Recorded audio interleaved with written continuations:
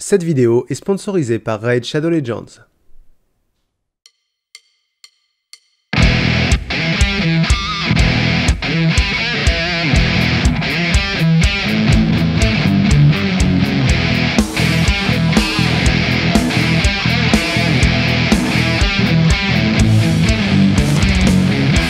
Bonjour, bonsoir à tous et bienvenue dans ce point culture. La philosophie, c'est ce qu'il convient d'appeler un très gros morceau. Un si gros morceau qu'on va revenir aux bases du point culture et se faire un petit plan en 3 parties des familles pour bien introduire l'introduction. Parce que je suis comme ça, moi je commence beaucoup de trucs. Oui, je les finis jamais aussi, c'est pour ça que tu ressembles à ça, Plectrum, parce que j'ai la flemme de te finir. Mais avant d'entamer le premier point de ce plan en 3 parties, voici un petit message pour vous présenter le sponsor de ce point culture. Oh, mon apprenti, que fais-tu ici? Bonjour maître. Ouais, je réfléchis. Je pense... Sont-ce mes actes qui me définissent? Ce qui est aurait-il pu ne pas être? Oh, des pensées puériles, hein, comparées à la profondeur des vôtres. Ah, ça... Et vous? Je chill avec Démocrite. Wesh cousin! Ah. On était sur le point d'aller se faire un boss sur Raid Shadow Legends. Sûr? Tu connais pas Raid Shadow Legends? J'ai bien peur que non. Jure. Jure. Il connaît pas Raid Shadow Legends. Mais qu'est-ce que les jeunes apprennent à l'école aujourd'hui? Raid Shadow Legends est un jeu mobile dans lequel tu dois mener ton équipe de héros dans le monde de Terraria vers la victoire. Tu peux améliorer tes champions dans la taverne, tu peux former un clan pour affronter des chefs de clan avec tes amis dans le mode de bataille clan boss, participer aux différents tournois contre le dragon, le golem de glace, ou simplement suivre le mode campagne pour augmenter l'expérience de tes personnages. Il y a également un mode joueur contre joueur dans l'arena. Ah, ça, la première loi naturelle est la guerre de tous contre tous. Montesquieu, très bien. La grande force du jeu d'après moi, c'est le nombre de héros disponibles répartis en 16 clans, les nains, les orques, les barbares, mais également les hordes ou les rejetons démoniaques, regarde comme ils sont printaniers. C'est comme ça que j'aime y jouer, je récupère plein d'éclats pour débloquer de nouveaux personnages, en particulier les marchands de peau. Regarde ça comme ils sont mignons, je les veux tous. Bon là j'en ai aucun, mais c'est mon petit objectif perso. Et le mieux dans tout ça, c'est que ce jeu est disponible gratuitement sur Android, Apple et PC. Mais rien n'est jamais sans conséquence. En conséquence, rien n'est jamais gratuit. Oui, Confucius, oui, mais en l'occurrence, là, le jeu, il est gratuit. Ouais, mais c'était pour le... De plus! Si tu cliques sur le lien dans la description en tant que nouveau joueur, tu bénéficieras de 100 000 pièces d'argent, une recharge d'énergie, un jour de boost pour ton XP et le champion haut elfe, l'adjudicatrice. Alors rejoins le raid et deviens le plus grand des guerriers. Mais personne par la guerre ne devient grand. Maître Yoda. Arrête de parler. Rejoins le raid en cliquant sur le lien dans la description et récupère ton argent, ta recharge d'énergie, ton boost d'XP et l'adjudicatrice en elfe en cliquant sur la petite icône en haut à droite quand tu es dans le jeu. Tu ne disposes que de 30 jours pour profiter de ces récompenses, alors fonce! Qu'attends-tu? Qu'attends-tu? Qu'attends-tu? Et nous revenons au point culture, avec la première partie de notre plan « Aime ton originalité, la philosophie, qu'est-ce que c'est ?» Parce que quand t'es au lycée et qu'un adulte qui n'y connaît presque rien te répond « Bah la philosophie, c'est quand tu te poses des questions et que tu réagis genre « Bah si je me demande ce que je mange ce soir, c'est de la philosophie !» Non, ça n'a rien à voir. En fait, il y a autant de définitions de la philosophie que de philosophes. Pour Aristote, c'est la science de la vérité. Pour Socrate, il s'agit d'accoucher les âmes. Pour Auguste Comte, c'est l'étude des généralités scientifiques. À ce titre, la philosophie ressemble beaucoup à l'art. Personne ne peut se vanter d'avoir une définition définitive et universelle de l'art. Et on pourrait s'attarder sur chacune de ces définitions, mais d'une part, on s'emmerderait pas mal, et surtout d'autre part, ce ne serait pas le sujet. Comme l'a écrit Kant, il faut apprendre à philosopher et non pas la philosophie. Il y a une définition que j'aime bien parce qu'elle est marrante et accessible. Vous le voyez pas là, mais quand j'ai dit marrante, j'ai fait des guillemets avec les doigts. Attendez, je vais les faire dans le micro. La philosophie, c'est toutes les questions dont la réponse est facile mais compliquée. Pourquoi tu pleures? Tu vas voir, ça se comprend très facilement. Il y a une différence entre facile et difficile d'un côté, et simple et compliqué de l'autre. Le côté droit demande ou non un effort intellectuel. Par exemple, marcher pendant 10 km, c'est simple, t'as pas à réfléchir. Mais c'est difficile. Et c'est méga chiant. Et alors, dans le cadre des questions que l'on peut se poser, il y a celles dont la réponse est facile et simple, genre quelle est la couleur de ton slip, il y a celles dont la réponse est difficile mais simple, genre quelle est la superficie du Congo, voilà, il y a une réponse claire, mesurable, écrite, mais c'est pas évident à savoir. Les questions à la réponse difficile et compliquée, genre de quoi sont constitués les trous noirs, j'imagine. J'y connais rien, mais j'imagine qu'il faut un énorme bagage pour répondre et le même bagage pour comprendre la réponse. Et la philosophie, c'est par exemple, est-il moral de mentir? Quel est le sens de la vie? Est-ce que Dieu existe? L'art a-t-il une utilité? Des questions auxquelles il est très facile de répondre. Je vous le fais là si vous voulez. Non, il est pas moral de mentir, le sens de la vie c'est le bonheur, Dieu n'existe pas et l'art est utile. Pff, voilà, c'est plié, merci. Non, la philosophie c'est commencer à se demander, c'est quoi la morale? C'est quoi un mensonge? La vie a-t-elle seulement un sens? C'est quoi un sens? Puis c'est quoi la vie? C'est quoi Dieu? Qu'est-ce que son existence implique? C'est quoi l'art? C'est quoi être utile? Et surtout, que pensent les autres de toutes ces questions? Parce que il n'existe pas et il n'existera probablement jamais de réponse définitive. La philosophie, c'est d'accepter que tu ne saches pas, écouter ceux qui y ont réfléchi avant toi, et ils sont nombreux, leur mère, sa Protagoras, pour alimenter ta propre réflexion et agir en fonction de cette réflexion, tout en sachant que tu n'auras jamais de réponse définitive. Le Congo, c'est 2,345 millions de km². Voilà. Mais est-ce que l'homme doit travailler? Donc voilà, une réflexion humble, mesurée et éprouvée par celle d'autrui. Globalement, vous voyez Twitter, où tout le monde braille ce qu'il pense à un instant T et harcèle d'insultes les gens qui ont un avis différent, sûrs d'avoir raison et que les autres en face ont tort? La philo, c'est l'inverse. Mais alors, si ces questions n'ont aucune réponse, à quoi bon? Pourquoi ne pas répondre à ces questions « j'en sais rien et je m'en fous » et passer à autre chose? Parce que la philosophie est partout présente, et elle nous aide à deux choses essentielles, mieux vivre et connaître la vérité. On trouve des questionnements philosophiques dans absolument tous les domaines, de la science la plus spécifique au plus banal du quotidien. Oui, il n'y a pas de réponse, il n'y a pas de finalité, mais on a tous un avis sur toutes les questions philosophiques. Autant que cet avis soit le plus éclairé possible. C'est bon pour soi, et c'est bon pour le monde, d'une façon générale. Bon, mais le fait que tous ces philosophes ont tous des avis différents sur toutes ces questions, est-ce que c'est pas un peu le bordel? Non. Si, mais c'est pas le cas au total, il y a des fils qui permettent un peu de se repérer, et donc, deuxième partie, on revient très vite fait sur l'histoire de la philosophie. La philosophie naît dans l'Antiquité, plus ou moins en même temps, en Grèce, en Inde et en Chine. Mais, parce que même en survolant le sujet, la vidéo va forcément durer 3 heures, on va se concentrer sur la philosophie du monde occidental, particulièrement européenne. Donc en Grèce, le premier bonhomme à faire date, c'est Mogassure Socrate, qui a vécu au 5e siècle avant notre ère, à tel point que tous les philosophes l'ayant précédé sont regroupés sous la bannière les pré-socratiques. Ils ont tous des prénoms que tu donnerais pas à ton fils, genre Héraclite, Parménide, Anaxagore ou Empédocle. Donc tu vois bien, Simon, que ton prénom est pas si nul que ça. Donc dans l'Antiquité, nous avons 3 grands noms qui surplombent le reste. Socrate, premier grand nom, qui n'a jamais rien écrit, grosse feignasse. Tous ses enseignements ont été retranscrits par son élève, Platon, deuxième grand nom, dont les idées ont fini par évoluer par rapport à celles de Socrate, et qui a, lui aussi, eu un élève qui s'est émancipé, Aristote, troisième grand nom. Pour faire un tableau moins abrupt de l'époque, je devrais vous parler des sceptiques, des sophistes, des stoïciens. Je vous rappelle donc que j'introduis une introduction. Dire que la philosophie grecque antique, c'est Socrate, Platon et Aristote, ça revient à dire que d'ici, c'est Batman et Superman. On brosse très, très large. Ensuite arrive le Moyen-Âge, et avec le Moyen-Âge, un truc qui aura son petit impact sur la pensée globale de l'Occident, dont vous avez peut-être déjà entendu parler d'ailleurs, la chrétienté. La superstar des philosophes de la chrétienté, c'est saint Thomas d'Aquin, au XIIIe siècle. Évidemment, les deux autres religions monothéistes ont également des grands penseurs à cette époque, notamment Averroès chez les musulmans et Moïse Maïmonide chez les juifs. On avance vite, on passe sur la philosophie du Moyen-Âge, boum, XVIe siècle, la Renaissance, et avec elle, l'humanisme. Dieu n'est plus au centre de tout, c'est l'homme qui est au centre de tout avec sa raison et ses sens, ce qui aboutit au XVIIe siècle à 2 courants de pensée dominants, le rationalisme, avec entre autres René Descartes en première ligne, et l'empirisme avec John Locke et David Hume, entre beaucoup d'autres. Le premier dit que la raison est la base de la connaissance, ce à quoi le second oppose l'expérience. Et d'après toi, quelle est la base de la connaissance? N'hésite pas à le dire dans les commentaires et laisse un pouce bleu, moi j'enchaîne. Ensuite, c'est le XVIIIe siècle, le siècle des Lumières, qui voit l'avènement de beaucoup de philosophes, le plus important de tous en termes d'impact étant sans doute Emmanuel Kant. La portée de l'œuvre de Kant est phénoménale. Il a plus ou moins inventé la philosophie moderne. Et je peux difficilement développer sans parler de trucs qu'il faudrait que je prenne le temps de détailler en profondeur. Genre, si je vous dis que son œuvre est plus ou moins à l'origine de la phénoménologie, bon, bah ça vous fait une belle jambe.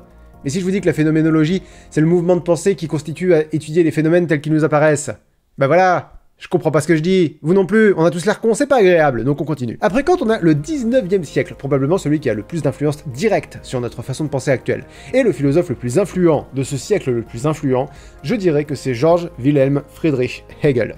Ou comme personne ne l'appelle, Hegel s'inspire et s'émancipe de la pensée de Kant, et la plupart de ses contemporains vont s'inspirer et approfondir ou s'émanciper de sa propre pensée.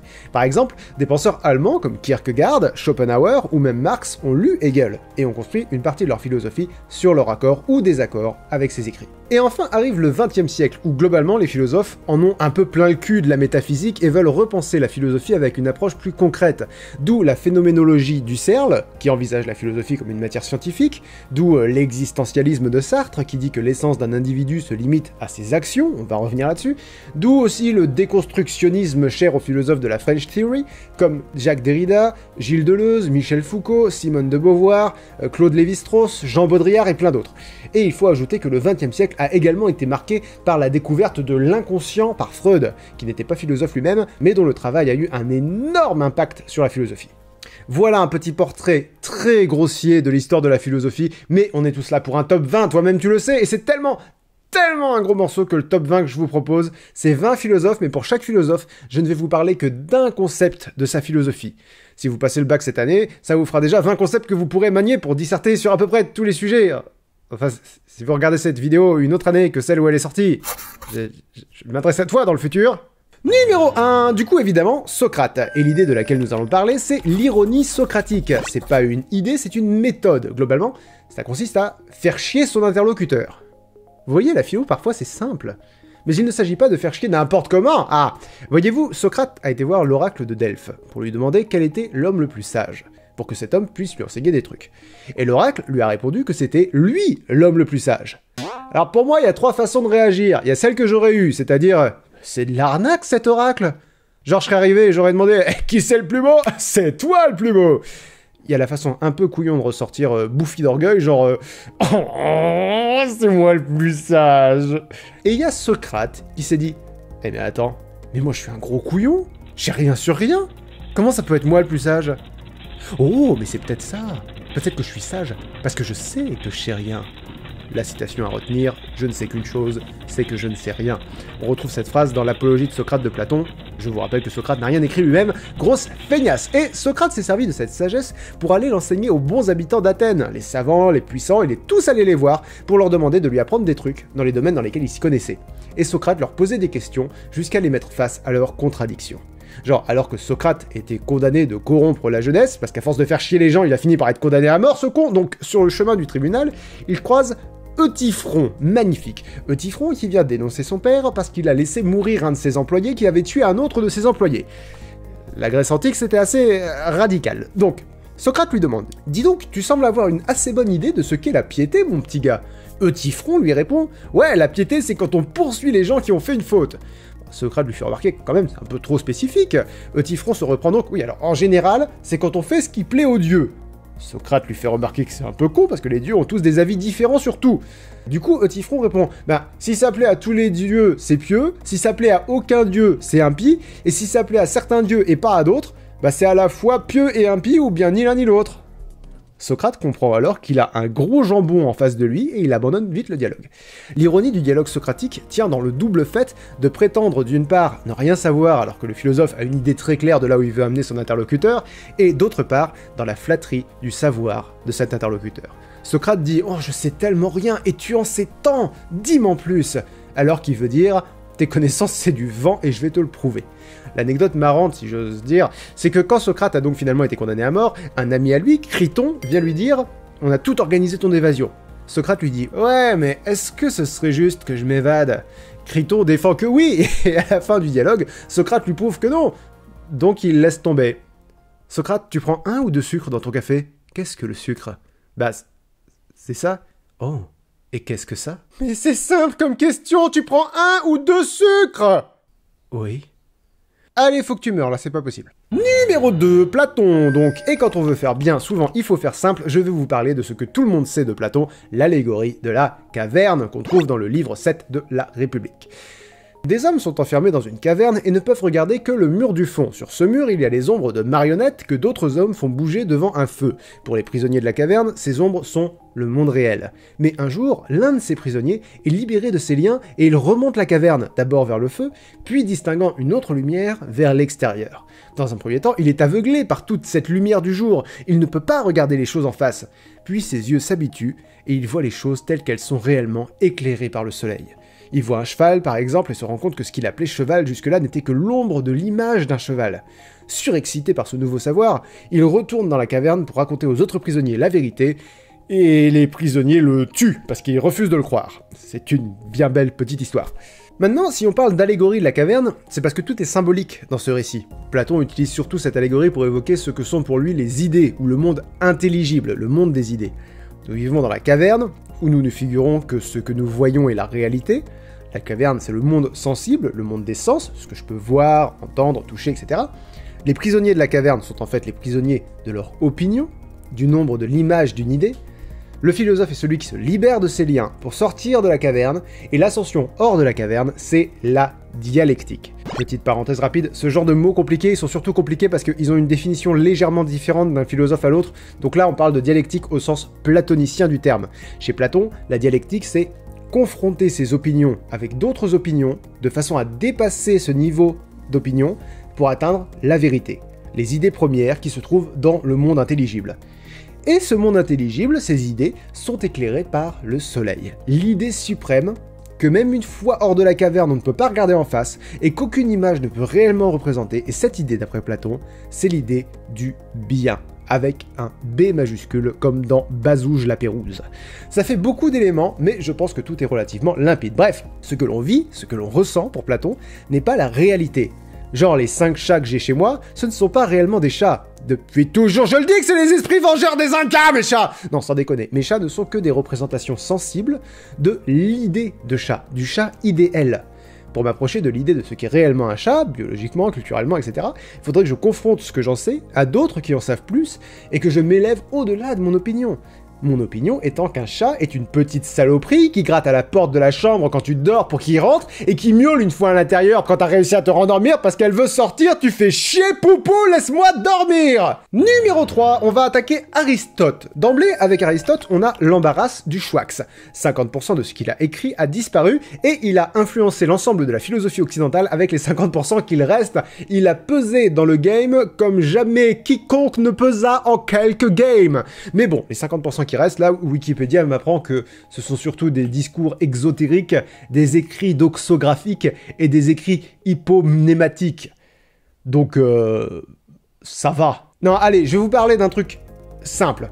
Pardon, un truc simple. Qu'on trouve dans le livre 2 de l'Éthique à Nicomaque. Nicomaque, c'est le fils d'Aristote. Tu vois, Simon, tout va bien. Pour Aristote, on veut tous être heureux. Je pense que c'est une hypothèse qu'on n'a pas besoin de défendre 150 ans. Mais par contre, on n'est pas tous d'accord pour dire ce qui rend heureux. Pour le commun des mortels, le bonheur, c'est le plaisir. Aristote nous dit que non. Le plaisir, c'est bien, ça peut ressembler au bonheur, mais le plaisir n'est pas l'objectif. C'est un moyen d'atteindre cet objectif. Comme dirait l'autre, l'argent ne fait pas le bonheur, il file juste un petit coup de main. Pour les gens qui ont un peu plus d'ambition, le bonheur, c'est le succès, la gloire. Mais là encore, Aristote objecte que dans ce cas, ton bonheur dépend d'autrui. Le sage sait que le bonheur vient de l'intérieur. Et toujours pour Aristote, on atteint le bonheur quand on fait ce pourquoi on est programmé. Et d'après lui, l'être humain est programmé pour user de raison. On est heureux quand on agit de façon rationnelle. Et c'est là qu'intervient une notion fondamentale chez Aristote, la notion de vertu. On agit rationnellement quand on agit vertueusement. Et contrairement à ce que d'autres définitions du mot donneront plus tard, la vertu c'est pas la retenue ou la politesse, c'est pas non plus la propension à faire le maximum de bien partout où c'est possible. La vertu, c'est la voie du juste milieu. Que ce soit en ce qui concerne les émotions ou les actions. Dans toutes les émotions et toutes les actions, il y a un équilibre à trouver entre absence et excès. Faut pas ne pas être triste, faut pas être trop triste.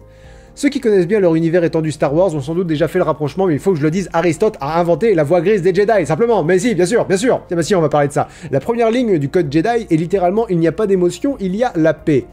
Il n'y a pas d'émotion. L'idéal Jedi, c'est un idéal sans émotion. Je dirais bien que pour être un bon Jedi, il faut être un robot, mais non! Les robots ont des émotions dans cet univers-là, donc pour être un bon Jedi, il faut être... une tarte. Les Sith, c'est l'inverse, ils utilisent les émotions les plus fortes, comme la haine, pour avoir toujours plus de pouvoir. Et bah Aristote, il t'aurait assis tout ça autour d'une table, et il aurait fait « Wow ! La vertu, les connards !» Et comment on trouve ce bon équilibre, cette vertu? Bah là, il n'y a pas de secret, c'est l'expérience. Tu agis vertueusement si tu fais une bonne action pour les bonnes raisons, et plus tu le fais, plus ça sera habituel de le faire, et plus tu seras heureux.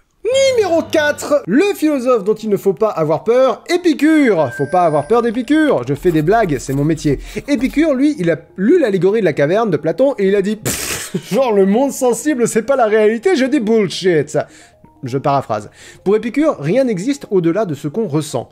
D'où d'ailleurs cette idée et cette citation que l'on trouve dans la lettre à Ménécée, « La mort n'est rien pour nous, puisque tant que nous sommes là, elle n'y est pas, et lorsqu'elle arrive, nous n'y sommes plus. » C'est pas con. Je veux dire, tant que t'es vivant, t'es pas mort, donc no suicide. Et quand t'es mort, ben no suicide. Et d'une façon générale, no quoi que ce soit. Faut pas avoir peur de mourir d'après Épicure, comme ça t'es zen. D'ailleurs, on connaît mieux sa philosophie, résumée en cette célèbre maxime écrite par le poète Horace, « Carpe diem, cueille le jour, fais-toi plaisir et fuis la douleur ». L'épicurisme est évidemment une philosophie du plaisir, mais pas comme on l'entend souvent. Épicure hiérarchise les désirs en fonction de ce qu'ils peuvent apporter ou non comme douleur. Déjà, les plaisirs statiques sont meilleurs que les plaisirs dans l'action, d'après lui, parce que le plaisir dans l'action ne dure que le temps de l'action, genre manger des frites, et ensuite, les désirs naturels sont à assouvir, mais pas les désirs vains, et à assouvir dans la modération, parce que sinon, le manque entraîne une douleur. Et qu'est-ce qu'on a dit sur la douleur? On a dit qu'il fallait éviter. La finalité de la philosophie d'Épicure, c'est le bonheur, évidemment. Et la voie vers le bonheur, attention, mot qui sonne très savant, c'est l'ataraxie. L'ataraxie, c'est étymologiquement l'absence de trouble. Tout ce qui peut te troubler, c'est de la daube, t'y touches pas. Donc l'ambition, la gloire, la célébrité, tout ça, c'est caca. Je paraphrase. Et enfin, le sage est heureux dans la maîtrise de la douleur, lorsque celle-ci est inévitable. Comment tu maîtrises? Bah, pour Épicure, soit la douleur est vive, auquel cas elle va passer rapidement, soit elle dure, et à ce moment-là, tu vas bientôt mourir, donc c'est cool, c'est bientôt fini. Et sinon, c'est une douleur chronique, donc tu vas t'habituer. J'exagère à peine.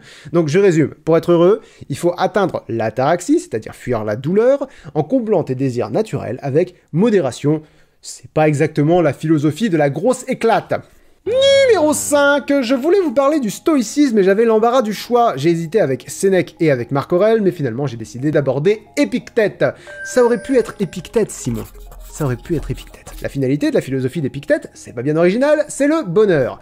Sa voie à lui vers le bonheur consiste à identifier d'une part ce qui dépend de nous, et d'autre part ce qui ne dépend pas de nous. Et par là, le philosophe veut surtout dire que beaucoup de choses ne dépendent pas de nous. La douleur, la mort, notre situation sociale, notre pouvoir, notre notoriété, etc. Mais ce qui dépend de nous, c'est notre comportement et nos idées. D'où cette citation « Ne demande pas que ce qui arrive arrive comme tu veux, mais veuille que les choses arrivent comme elles arrivent, et tu seras heureux. » Genre, t'as du pouvoir sur rien, frère, pourquoi tu te prends la tête? T'es cloîtré chez toi à cause du coronavirus? Parfait, c'est pile ce que tu voulais, et pouf, t'es heureux. J'ai un peu de mal avec cette philosophie du bonheur. Globalement, exerce toute ta liberté dans ce qui dépend de toi, et sois indifférent à tout ce qui ne dépend pas de toi. Enfin, le mot savant pour l'indifférence stoïcienne, c'est l'adiaphorie. Et pour vous donner une idée du point auquel Épictète était fidèle à cette philosophie, une anecdote raconte qu'un jour, son maître le battait avec un bâton. Oui, Épictète était un esclave, donc sa philosophie a nettement plus de poids. Je veux dire, quand t'es Marc Aurèle, stoïcien et empereur, c'est plus simple d'en avoir rien à foutre. Mais bref, Épictète se faisait battre par son maître, et il lui dit « Tu devrais pas me battre comme ça, tu vas finir par me casser une jambe. » Et son maître continue, et il finit par lui casser une jambe. Et Épictète lui dit donc « Tu vois, je t'avais dit que t'allais me casser une jambe. » Toi et moi, on aurait dit « Oui, mais on n'est pas philosophe. » Numéro 6, on fait un bond spectaculaire dans le temps et on saute tout le Moyen-Âge pour arriver directement chez René Descartes. Sa pensée est assez complexe et évidemment très vaste, donc on va se concentrer sur un élément facile à comprendre, le cogito. Là, vous avez le mot savant et la citation en un seul mot, puisque le cogito est le petit nom donné à l'expression latine cogito ergo sum, que Descartes a écrite en français dans le discours de la méthode « Je pense, donc je suis ». Maintenant, cette citation n'a aucun sens si on la prend pas dans son contexte. Descartes veut mettre au point une méthode scientifique, une méthode qui marche à tous les coups. Et sa question de départ, c'est « De quoi je peux être sûr de chez sûr ?» Il va alors appliquer ce qu'on appelle le doute cartésien. Moi, je serais plutôt parti sur... Bah, tu peux être sûr de chez sûr que quand t'achètes des chips, t'auras bien un cinquième qui seront plus qu'un petit tas de miettes de merde au fond du sac. Mais je suis pas philosophe. Le doute cartésien, c'est bien aussi. Donc, d'abord, douter de ses préjugés, de ses connaissances. La Terre est ronde, finalement, j'en sais rien. J'ai jamais vu la Terre en entier. L'existence des chutes du Niagara, des statues Moai de l'île de Pâques, l'existence du Japon. Est-ce que mes parents sont bien mes parents ? Est-ce que les Toulousains disent vraiment chocolatine ? Est-ce que les Toulousains existent ? Tout ça, ça peut être une manipulation très bien orchestrée. Je suis peut-être Truman Burbank dans le Truman Show. Bon, donc mettons que tout ce que je sais peut être faussé. Je suis peut-être dans une télé-réalité géante. Je peux être sûr de ce que je ressens. Genre, je peux être sûr que Mumus est le plus beau chat du monde. Et non, me dit Descartes. Mais il connaissait pas Mumus, donc il sait pas de quoi il parle. On s'éloigne du sujet. Non, non, me dit Descartes. Car nos sens peuvent nous tromper. Ces lignes sont horizontales, ces cercles sont de la même couleur. Il n'y a pas ces paroles dans Still Loving You de Scorpion, même si c'est clairement ce qu'on entend. Et c'est sans parler des rêves qui nous font voir des choses qu'on ne voit pas, ou carrément de troubles mentaux, d'hallucinations. Non, tu peux pas être sûr de tes sens. Si ça se trouve, c'est pas dans le Truman Show que tu es, c'est carrément dans Matrix. Descartes va encore plus loin. C'est pour ça que le doute cartésien est qualifié de doute hyperbolique, il ne laisse absolument rien au hasard. Descartes émet l'hypothèse d'un malin génie, un être fantastique extrêmement puissant qui nous pousse depuis toujours à croire des choses qui sont fausses. La forme d'un carré, l'arithmétique, les couleurs, le concept même de vie et de mort. Monsieur Plectrum, les Toulousains, on se trompe depuis toujours sur tout. Il restera quand même une certitude, celle que je pense. Parce que si je me trompe sur tout depuis toujours, faut bien que je pense pour me tromper. Et on peut même déduire quelque chose de cette absolue certitude. Si je pense, c'est qu'il y a un je qui pense. Cette idée de je existe, forcément. Je peux être sûr que je pense. Je peux être sûr que je pense. Donc je existe. Je pense, donc je suis. C'est ça, le cogito cartésien. La première certitude de la méthode scientifique de Descartes. Après, il développe là-dessus et je comprends plus rien. Mais on a d'autres philosophies à survoler, et notamment... Numéro 7, on reste avec les rationalistes puisqu'on va parler de Baruch Spinoza. Alors déjà, d'après Spinoza, tout est déterminé. Même toi, arrête d'hésiter, Spinoza il te dit t'es déterminé. Alors sois déterminé, nom de Dieu. Des blagues, je fais ça, c'est mon métier. Déterminé au sens du déterminisme, ça veut dire que tout est la conséquence d'une série de causes et qu'il n'existe plus ou moins rien en dehors de ça. Ça veut dire que ton libre arbitre, c'est du vent. Tu ne choisis rien. Tu peux me dire... Ouais, mais ma volonté, ça peut être une cause aussi. Genre moi, ce matin, j'ai mis de la confiture de fraises sur mes tartines. C'est parce que j'avais envie. C'était ça, la cause de la présence de confiture de fraises sur mes tartines. Spinoza, il dit non. S'il y a de la confiture de fraises sur tes tartines, c'est parce que t'as vu qu'elle périmait dans la semaine. Si l'inscription n'avait pas été sur ton pot, t'aurais peut-être pas mangé ta confiture. Et s'il y avait de la confiture de fraises dans ton frigo, c'est parce que ta femme est tombée sur une petite épicerie végane à Brest, et que vous y êtes allés ensemble, et que t'es tombé sur cette confiture, et que tu t'es dit que ça changerait de ta routine de manger des tartines sans rien, parce que t'es au régime, parce que t'es gros. Et si t'es gros, c'est parce que pendant toute ton adolescence, t'as jamais fait l'effort de contrôler ce que tu bouffes, et de faire de l'exercice. T'as fini par en avoir honte, parce que la société dans laquelle tu as évolué humilie la paresse dont tu as fait preuve, parce qu'il s'avère que Dieu t'a créé ainsi, c'est Dieu qui a foutu de la confiture de fraises sur tes tartines. Bon...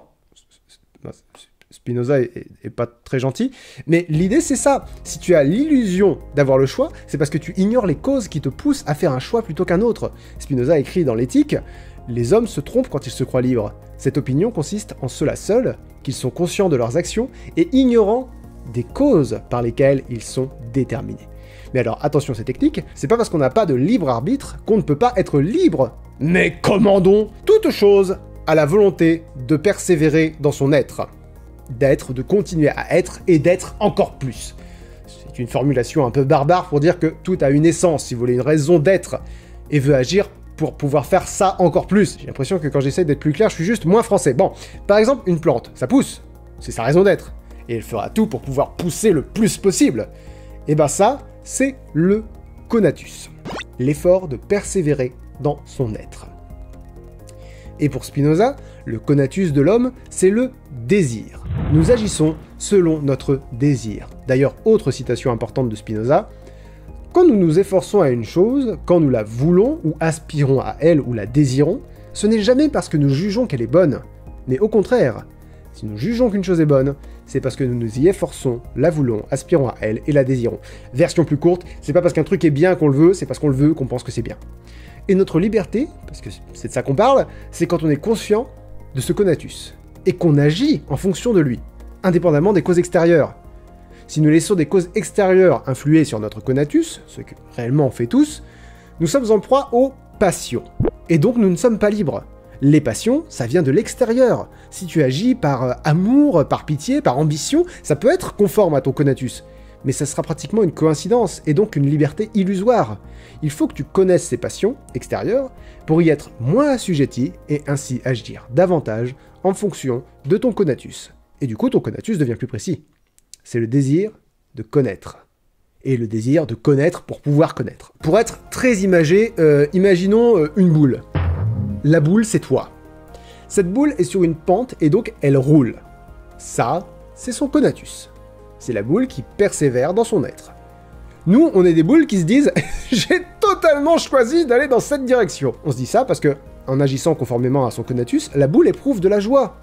Et d'un coup, sur cette pente, une petite gouttière qui la fait dévier. La boule est triste un peu. Elle agit moins en fonction de son conatus. Elle aime pas cette gouttière. Et puis d'un coup, il y a un de ces accélérateurs qu'on trouve dans tous les jeux vidéo de course là.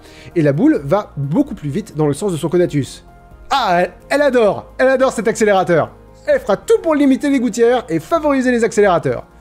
Sauf que ça reste une boule qui descend une pente. Elle n'est jamais libre.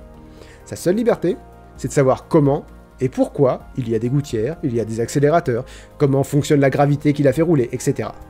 D'ailleurs, pour ceux qui ne se sont pas endormis devant Matrix Reloaded, on a cette idée dans le film. Quand Neo va voir l'oracle et que l'oracle lui demande s'il veut un bonbon, Neo lui répond « Tu sais déjà si je veux le prendre ou pas. » Si, parce que t'es l'oracle, voilà. L'oracle répond que oui. Neo fait remarquer alors qu'il n'est pas libre de prendre sa décision. Et l'oracle lui répond qu'il l'a déjà prise. Il n'est pas ici pour prendre une décision. Il est ici pour comprendre pourquoi il a pris cette décision. C'est film, bordel de merde, c'est film! Numéro 8. Si vous avez trouvé ça compliqué, c'est pas fini, j'en ai peur, parce qu'on va rester chez les philosophes allemands avec un autre rationaliste, Gottfried Wilhelm Leibniz. Et comme concept, on va parler des monades. Mais vous savez déjà ce que c'est, les monades? Ah oui, la monade, c'est ce dans quoi on met la nadine quand on veut faire un bolo nadine. Les jeux, le mot, le métier. Non bon, sans déconner, pour Leibniz, le monde est fait de diversité et d'unité. C'est l'idée très générale de sa philosophie. Pour lui, ce qui existe, ce sont les substances individuelles. La substance, c'est ce à quoi on peut accorder un attribut, mais qui ne peut pas être un attribut. Par exemple, moi je suis un youtubeur, d'accord? Abonne-toi, mets la cloche, laisse un commentaire et un pouce bleu, mais il existe d'autres youtubeurs. En revanche, il n'y a qu'un seul Link the Sun. Youtubeur est un attribut, et moi, je suis une substance. J'aime pas bien ça. Et ces substances individuelles, Leibniz les appelle les monades. Ça, c'est le mot classe. Et la citation qui va bien, « Ce qui n'est pas véritablement un être n'est pas véritablement un être. Ce qui n'est pas vraiment une unité n'existe pas réellement. » Et c'est ce principe qui est un peu difficile à appréhender chez Leibniz.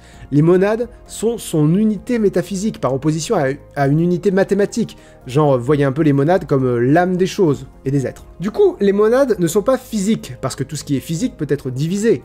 Or, les monades sont indivisibles. Et du coup aussi, les monades ne peuvent qu'être ou ne pas être. Leibniz parle de création et d'annihilation. Elles ne peuvent pas perdre des bouts, ou se voir rajouter des bouts. Et en plus, toujours important, rien d'extérieur ne peut changer une monade. Mais bon, on a bien intégré tout ce que les monades n'ont pas et ne sont pas, qu'est-ce qu'elles ont exactement? Deux choses. Une perception et une appétition. Ça commence à faire beaucoup de vocabulaire, Leibniz, c'était un peu chiant. La perception, c'est la représentation de l'univers à travers chaque monade, comme un miroir si vous voulez. Quand vous regardez dans un miroir, le miroir ne change pas réellement, mais l'image qu'il renvoie, si. Et l'appétition, c'est la tendance de toutes les monades à exercer une action. Et ainsi, nous avons peint une partie du monde selon Leibniz, un monde mobile, peuplé de monades, qui se perçoivent toutes plus ou moins, et interagissent entre elles. Bon, normalement, il faudrait que je vous parle du fait que toutes les monades sont le miroir de Dieu, et que nous vivons dans le meilleur des mondes possibles selon le plan de Dieu, et que tout le mal sur la planète est soit un mal pour un bien, soit un mal relatif, soit un mal ponctuel, soit un mal nécessaire, mais que nous vivons dans un monde parfaitement harmonieux. Mais bon, quand on commence à évoquer Dieu, soit les gens s'énervent, soit ils roulent des yeux, donc on va passer cette conclusion. Fort heureusement, la philosophie est suffisamment vaste pour qu'on puisse parler pendant 1 heure sans évoquer Dieu, ou presque. Numéro 9, on va lâcher les Allemands une petite minute si vous le voulez bien, parce que j'ai le cerveau qui cuit. Blaise Pascal, mon copain, est-ce que tu me changerais pas les idées? Qu'on s'imagine un nombre d'hommes dans les chaînes, et tous condamnés à la mort. dont les uns étant chaque jour égorgés à la vue des autres. Ceux qui restent voient leurs propres conditions dans celles de leurs semblables, et se regardant les uns les autres avec douleur et sans espérance, attendent à leur tour. C'est l'image de la condition des hommes. Merci Pascal. C'est marrant. Donc ouais, non, Pascal était un peu opposé à l'école de pensée que nous pouvons appeler le fun. Pour lui, le divertissement n'existe que parce qu'on veut oublier qu'on va mourir. Si tu regardes cette vidéo pour le fun, voilà donc ton petit rappel. Tu vas mourir. Et si tu pouvais juste l'accepter, bah tu serais peut-être heureux, mais tu ne peux pas. Citation. Tout le malheur des hommes vient d'une seule chose, qui est de ne pas savoir demeurer au repos dans une chambre. Parce que si tu restes au repos dans une chambre, tu ne peux que penser que tu vas crever. Me dis pas le contraire, moi et Pascal, on sait que c'est vrai. On t'observe dans ton confinement, Pascal et moi. Bon, du coup, j'ai bien daté cette vidéo, printemps 2020, c'est merveilleux. La vérité, Pascal était terrifié par l'infiniment grand et l'infiniment petit qu'on était en train de découvrir avec plus de détails à son époque. Il écrit d'ailleurs « Le silence éternel de ces espaces infinis m'effraie ». Pour Pascal, on a 3 trucs pour éviter de penser à la vanité de l'existence.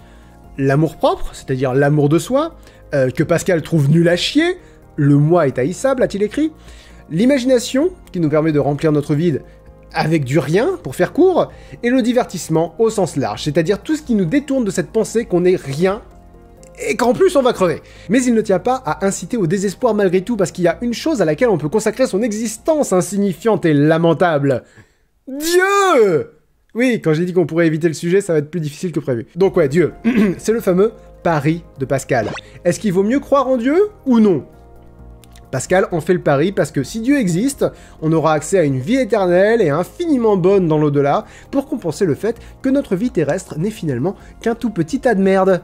Alors que si Dieu n'existe pas, on n'a que le tout petit tas de merde. En pariant sur Dieu, si on gagne tout, et si on perd, on ne perd rien. C'était la philosophie du LOL.